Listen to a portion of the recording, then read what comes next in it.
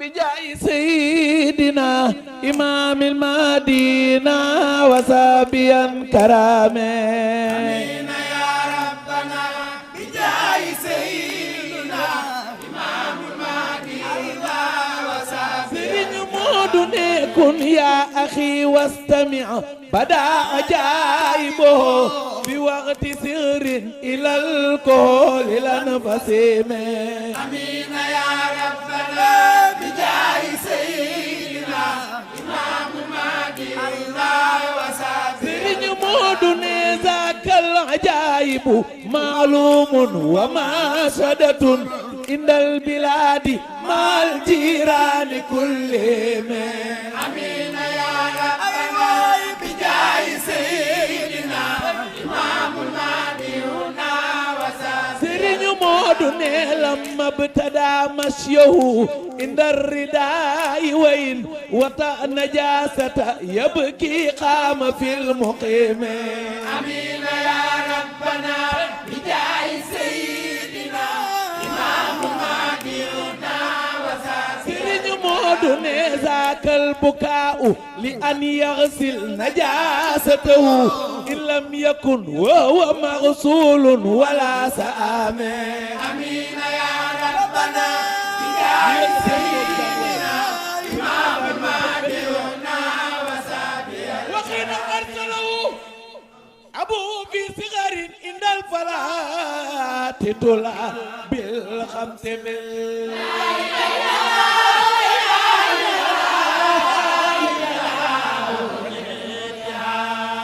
سرين مودنينا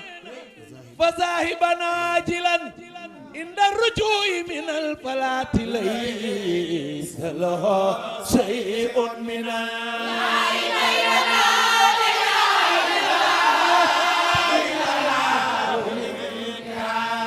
سرين مودنينا لكي تسلمه الأشجار ساجدة عند اللقاء ما تسبيح كل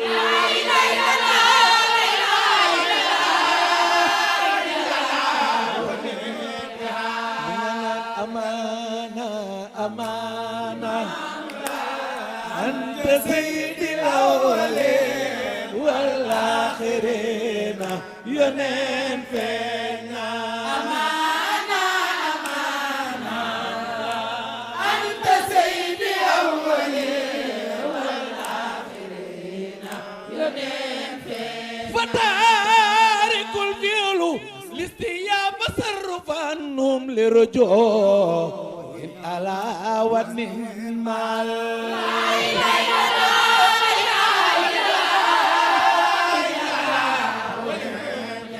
سرين مودنينا لما رآه أبوه وهو ليس له شيء فأسأله ما جئت يا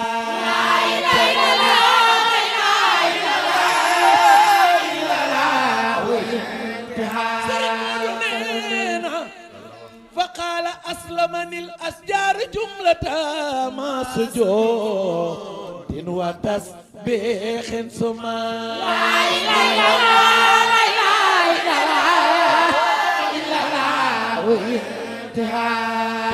yëpp dajaloo naan amaana amaana anta sayyidil awwalin wal akhirin yoneen feeña amaana amaana anta sayyidil awwalin wal akhirin yoneen masakatal abu كون الصدق لازمه إمام لا إله فدائل لا إله إلا سرين مودنينا ذاك الفدائل مشهور ويشهد أهل البلاد بلا شك ولا لا إله إلا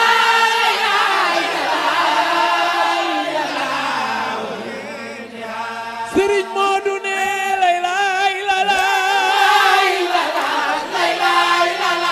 Sëriñ Moodu ne la ilaha illallah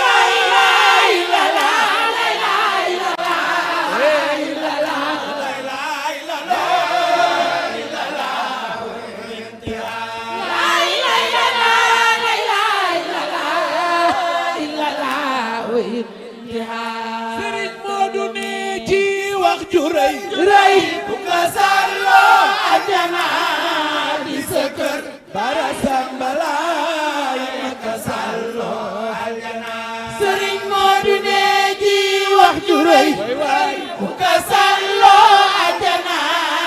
di sa kër bare sambalaay ma ka sàlloo aljana Sëriñ Moodu ne ci wax ju rëy rëy ku ka sàlloo aljana Baay Musa Sëriñ Moodu ne ji wax ju rëy way way ku ko sàlloo aljana di sa kër Baay Musa ma ka sàlloo aljana